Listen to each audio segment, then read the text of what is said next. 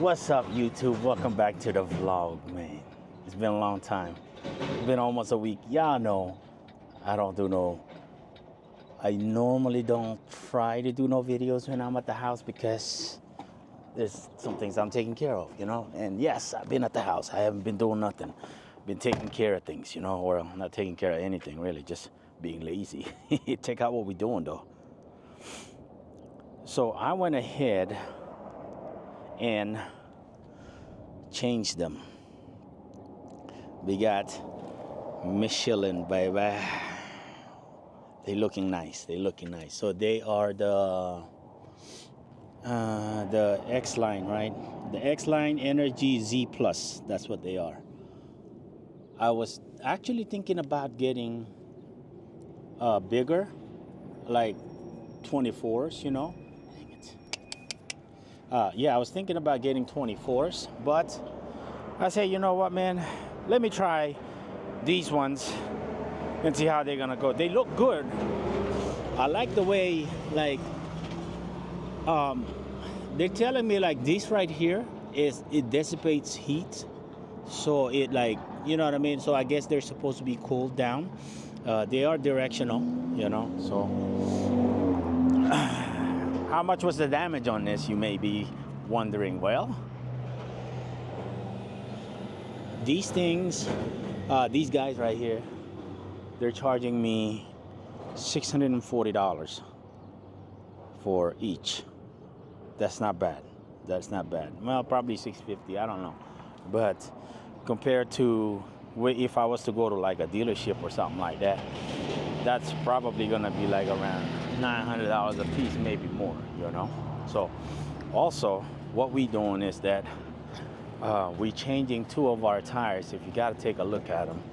Oh, here's the old one, right? This one I'm gonna keep for spare because this should yeah, it's the same size as the drive, so just at least I can have one spare, you know. Yeah, so we're gonna mount that over there. The other one was remember, if you guys saw the last video, I was talking about like how it wore out a little bit. What happened is the weight. So when I had them balanced last year, the weights fell off, so it slowly ate up the outside tire. So it wasn't much of a pull, but there was enough for it to eat it up, you know.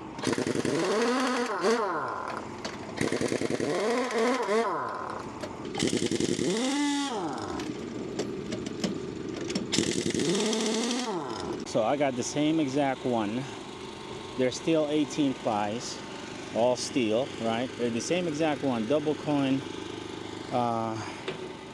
RT 500. I got these actually online. I tried looking for them and could not find them, man. Like, I called several dealerships and they don't have them. So I ordered them online. That's one of the main reasons why it takes so long for us to get back out on the road, you know. So, but we got them. Actually, I ordered them last Friday last week. They came Monday or Tuesday. They came Tuesday, so it's not bad. They were $200 and something a piece, and it was like $107 for the shipping. So all in all, it was like $560 for both. That's not bad. That's a good price, you know. And let me show you what's happening with these ones, okay?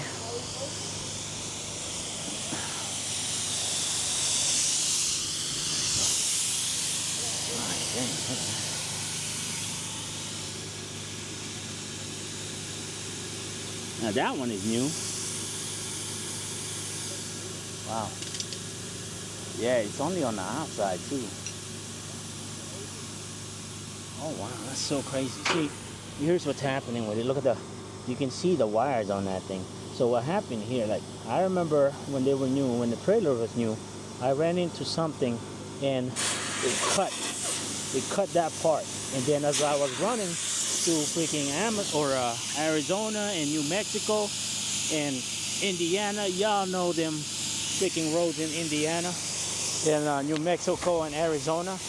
Yeah, so they started falling apart. The inside one is okay. Yeah. I think it's because the outside, when I'm turning, because it's a blindside turn, right? Blindside on the curve. I think that's why they're looking like that. They just get beat up a lot, especially when I have it on the spread. So I might have to start rolling on a tandem from now on, you know, because we don't have enough weights or weight anyway, weight-wise. We'll be able to tolerate running non-spread, really, you know. Except for when we got to put on the vehicle, we have to slide the axle, of course. This side is completely fine, you know. Look at it. It's not like 100% good, you know. All of them are good on this side. It's just that side. I think I'm a little too hard on that side. I got to start watching my turns out more. I think mostly because I like riding spread, and on the spread axle, it's a little rough on that right side, because, like, you know, when you're turning on the curve, right?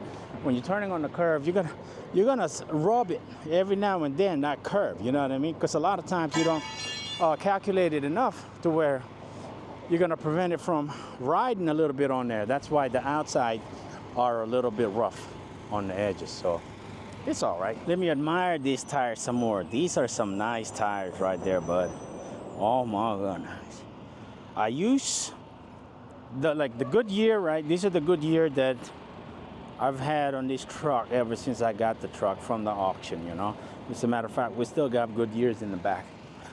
I was gonna put Firestone FS 591 because I have experience with the F 591, and this guy, you know, these guys told me, hey, we got Michelin coming in on Friday, which is today. They came in last night, actually. And then he said, you want to get them? He said, I said, how much, man? He said, $640 a piece installed. And the FF 591 is $550 a piece, so it's only $100 each. So I said, you know what? A lot of people talk good about Michelin, so I said, let me go with the Michelin, you know. So that's why we went with the Michelin. I waited for the Michelin, really. I didn't. We're gonna try them out, see how they ride. It actually looks like it's a better rubber, you know. For me, seemed like it. The FS 591 did me good. I did 2 of them on the white Freightliner. The problem really was not the Firestone. It was I was having a hard time. We were having a hard time trying to get that thing aligned properly. I think it was mostly right here. You know, there was a whole bunch of discrepancy. I think it just kept on shifting. I think it was the inside axle that kept shifting on that Freightliner. But this one right here is solid, and it shows when I get the alignment check, you know. All right, here you go, guys. If you are in the area and you're needing some tires or you're needing that kind of work, that's them right there. Go hit them up. Good people, man. Good price, you know. He got 2 techs. I think this guy told me he got 3 techs. So they work, man. They'll come to you too. So if you're ever in the Vegas area, they'll come check you out. Yeah, you just call them up. They'll come to you.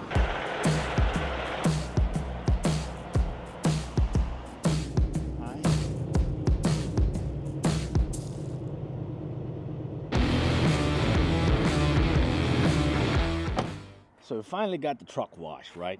Looking really good. Now, I got to looking, right? My chains are in the cab, and I hate that because I don't have no room in the cab. So I was actually thinking about doing something with this. I have a buddy of mine his name is PJ, and he welds.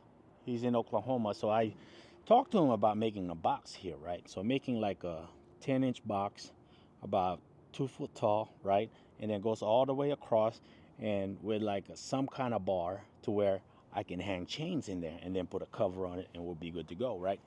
I was like, man, that seemed like would be really good because, like, you have a 53 foot, even when they're asking for a full load, a lot of times you got at least a foot or 2 in the back, you know? So losing this space is really not going to be an issue. As a matter of fact, I've had these like this and not one time did they tell me to remove them. So I was like, that's why I got to thinking maybe I should make something like that. So and then I was like, okay, it seemed like it should be easy, right? But the problem is like now you got to get the material, you got to give the measurements to PJ, and PJ gonna have to, you know what I mean, weld it up and look for the material, weld it up, and do all of these things, right? So I got to looking at the plate. Look at this plate. This plate is like an eighth of an inch thick. That's not bad. So I got to thinking, well, maybe I should just make a U bar, right? Make a U bar about yay thick, right? Brace it up, drill on this. I didn't want to drill, but I think it's okay. It's acceptable to drill on this. So I was gonna drill on that, make a U bar, right? Brace it up, be able to hang chains in there, right? And then at the bottom of this, right, where that bottom is, we'll make like a catch plate or some type, so the chains don't, swing everywhere. So I'll make like maybe a 2-inch plate right here, you know, going all the way across, and then going this way as well, and then it'll be able to catch those chains from, jumping off or whatever.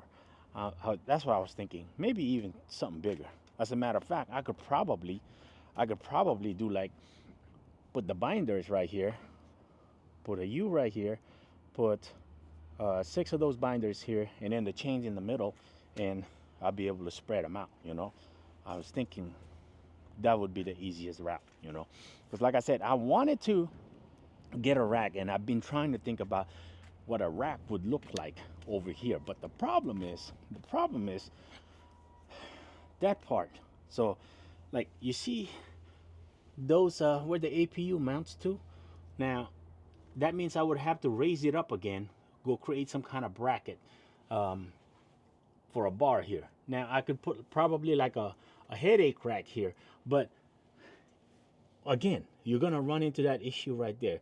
You would either have to cut the foot of that headache rack just so you don't get in the way of the APU. So I feel like it's gonna be a lot more work doing it this way. Getting a rack and everything this way, or even like a box, even just like a box over here. I feel like it's gonna be more. That's why I started thinking about that part, the neck part, and I think it's gonna be more doable, and also I have this space right here. This space, I can put like some kind of plate on there and kind of like raise it up, and I can still also use that as a storage, So plenty of option on that neck. I think that's the one I wasn't paying attention to, I wasn't really looking into it. So I think we're gonna be all right. I think I like that better. And also these, you see this part right here? So I'm gonna use that. I'm gonna create a plate here, kind of like a U plate, right? Mounted onto this, okay? Onto this, and then we're gonna be able to put these in between those two, right, with the plate, and you don't have to strap them the way I'm doing it right now, and you can just like use this part right here, put both of them on both sides, and then with a plate, with some kind of plate to where I can bolt it on that, and both of them will be able to hold those timbers. I think that's gonna be the most easiest way and economical way to hold these things, I don't like right now the DOT, trust me, the DOT can technically ding you for that. That's 1 2 3 4 5 high. There's nothing on the book that says you cannot. Also, there's nothing that on the book that says you can't do it in this manner. Actually, you're supposed to be having like a chain on there to where it grabs it from this part to that part, and then it goes across, and then you bind it up. So I don't know if they will in that. You know what I mean? In like looking like that.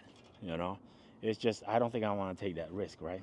I mean, like, and these could easily, just come off, right? So that's why I was thinking about making a plate for this. Making a plate, put it around, right? And then it goes out like that, and probably about yay high, right? That plate is going to be about that high, about right there. And then it'll be able to hold those in place so you don't have to like put a securement on them. Like maybe you can even like, I can even have like some kind of mechanism to where it goes in, it goes, it folds, and then it'll be able to lock it, and they can't say nothing, right? It's in place, it's intact. So I don't know, we'll see. But that's some of the plans. Also, I've been doing a lot of work. Like this part right here, yeah, I remember I was having a lot of issue with that, right? So that is like when, I, that's one of the main reasons why I like running it spread, because that thing would be stretched all the way out and I don't have to worry about it, you know what I mean, just hanging down. Now it's actually being held up, and what's holding it up is I installed some springs on there, right? You see these springs? Oh, where they at? Up there. See them springs? I installed it right there. I don't know if the camera, it may be too dark, but anyway, I installed some springs so they don't bounce down. And eventually, like I already have 2 patches on these hoses. Like no matter how much you hold it up, when it's folded like that, like it finds its way to go down. That's why I put them springs on there. Them springs actually hold it up, you know. So I like that part, you know. And that's my thing. It's like about these trailers. It's like, how is this not thought of? You know what I mean? How is this not part of the process when they were thinking about this, the spread, right? The axle. You know what I mean? Like, couldn't they come up with some kind of like a spring loaded that folds the hose? You know what I mean? I don't know, man. Like, I think I would have come up with something like that instead of just let it freaking hang. Without that spring, that thing will hang, man. Like it bounces down, you know? So when you're going down the road, it's bouncing. And it's hitting the freaking concrete. So, yeah. Anyway, here's them new tires. They looking good. So I told them to put the 2 axles, right? I mean 2 old ones together. These 2 new ones together. Boy, I tell you what, I was thinking about getting some tools so I'll be able to replace these myself. Nah, we ain't doing that. Whew, these are difficult to replace. Nah, not unless like not when it comes to the 22.5s and the 24s, those are easy. Compared to this ones, oh boy, I tell you, that's why I was like, I'm good. I was gonna buy 2 more as a spare to bring with me. But you know what? I'll just keep an eye on them, and then, like, you know what I mean? Like, when they're looking pretty bad, we'll just go ahead and replace them, right? Yeah, I'm not doing it. Now, this, I got to tackle. This is the very next thing I got to tackle. I got to fix these doggone doors, get them mounted properly, and put a freaking locking device on this. Not like this, you know? And we're doing that. I'm supposed to be doing that right now. I still got to raise this up and then mount the doors properly and take all of these devices out and then come up with some kind of locking system on them, something with a pressure in it where it keeps pressure, you know what I mean, as it's locked, you know. These don't work like a barn door. The problem with it, you see the way this thing is designed, it's like the whole box itself, I mean, I could probably put something on there and drill and install a barn door style on there, you know what I mean? But just the way they're designed, you see, it's taking off 2.5 inches there, 2.5 inches at the bottom, obviously, the way this is designed. So that means you have to put that thing lower, and when you put it lower, it's gonna be below the frame. That's where we have problems, you know what I mean? So that's why I was like, you know, when they installed these boxes at Elba, Alabama, when we picked up this thing brand new, it's like, really? That wasn't like a thought? Like, why are these things sitting below the frame, man? It's like, I don't know, man. I feel like I'm complaining so many times, so much. It's just that, but it's not a complaint. It's more like, how did we not think of this? You know, how did we ever, like, I don't do this. Like, I don't install these boxes or these accessories on there full time, but I know enough that if I put something below a frame, specifically on something this low, you're probably gonna run into some issues, right? That's just my thought, you know? So anyway, we're gonna end the video here. I just gotta admire these tires once again. I like these tires a lot, man. Hopefully they last a long time. I mean, they're Michelin, right? A lot of people talk good about them, so hopefully they last. The one thing I don't like about it is, like, you see how they install this barcode right here? So this barcode like allows you to identify this tire when you scan it. They're directional, right? I spoke to the tire guys. They said, technically no, but yes. I mean, the reason why they say they're directional, they tested them, right, and they're directional for a reason, and that's why I told the guy, no, let's install them the direction that it's supposed to be going. I mean, like, yeah, speed and everything matters, right? We don't go that fast anyway, so it shouldn't matter with the directional. But I told him to install it that way anyway, just in case. I want these freaking tires to last long, man, and we already have them balanced. One thing about the balance, right? This tire was 9 ounces. The other side is 1 ounce. I said, whoa, wait a minute, man. Why do we have so much on this one, right? They said, no, that's about normal. You know what I mean? On the semi, that's about normal. You're always going to have some inconsistency with the tires or whatever, right? But they said, they were suggesting, why don't you turn them 180 degrees and then get them balanced again? I said, well, can you do that here now? This was Southern Tire Mart, okay? And then they were like, yeah, we can. We'll have to charge you more, you know? That's after they balance it, right? I mean, they should have. Like me, I would have been like, hey, man, that thing is balancing 9 ounces. You want me to turn it? Well, they mounted it back up. They put everything back up. And then, tell me it's 9 ounces. Well, they didn't even tell me. I had to ask them. Anyway. And then I talked to one of the supposedly expert tire guys, right? I'm not good at this. So I asked them, hey, what do you think, man?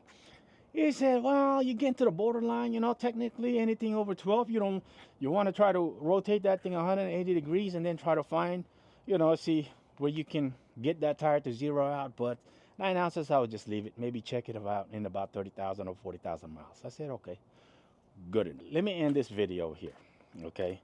Y'all remember that last load we had coming from New Mexico, Albuquerque, New Mexico, and it was a backhoe, right? A loader and a backhoe at the same time, right? Anyway,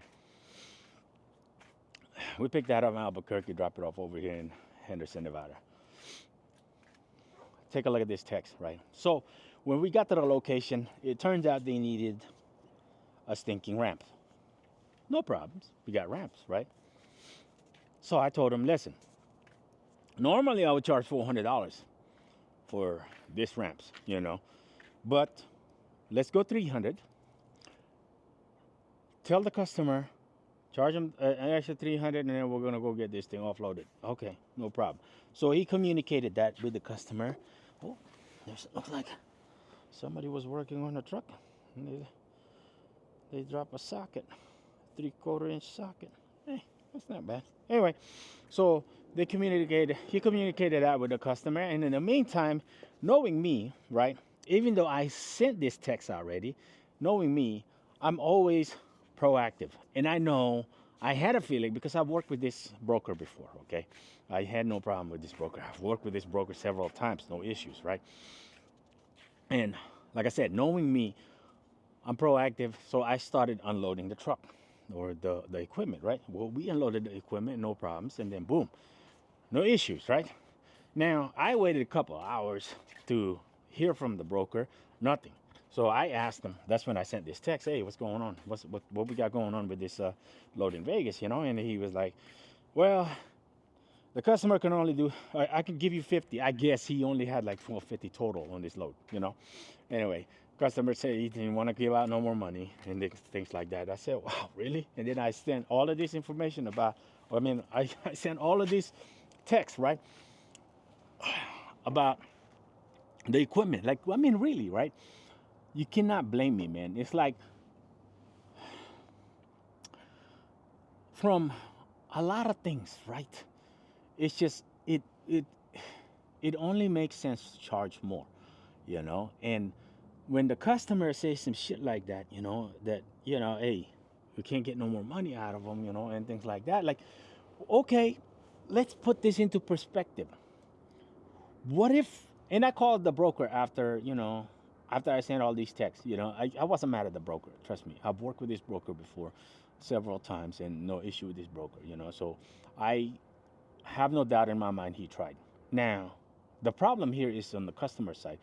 So let's put it back onto what if I didn't have those stinking ramps, man? You know, what if I didn't have those stinking ramps? What do they do? What do they do, really?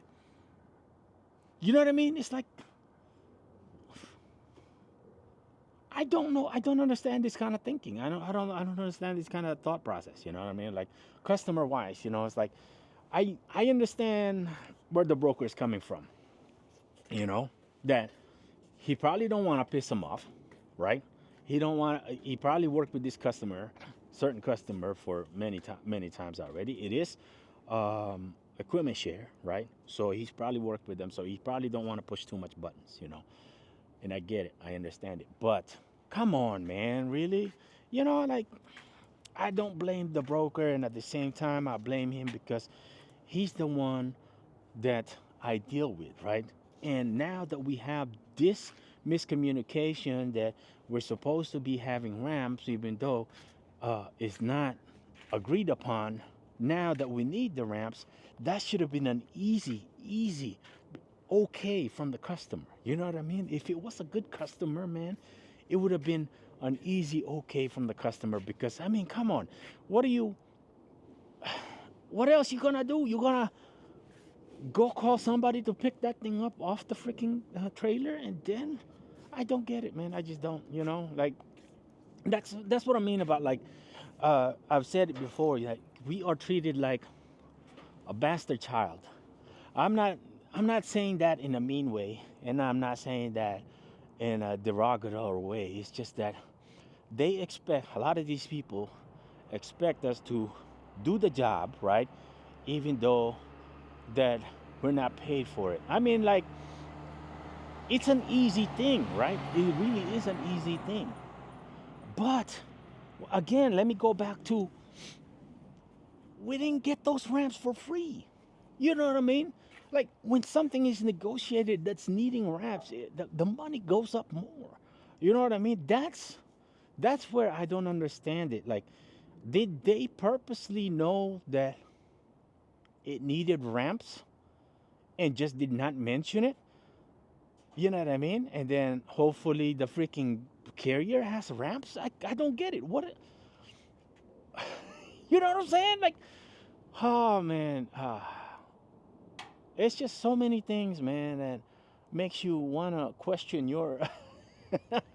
Why are you in trucking? You know what I'm saying? Anyway, I am done complaining. We will see y'all in the next video.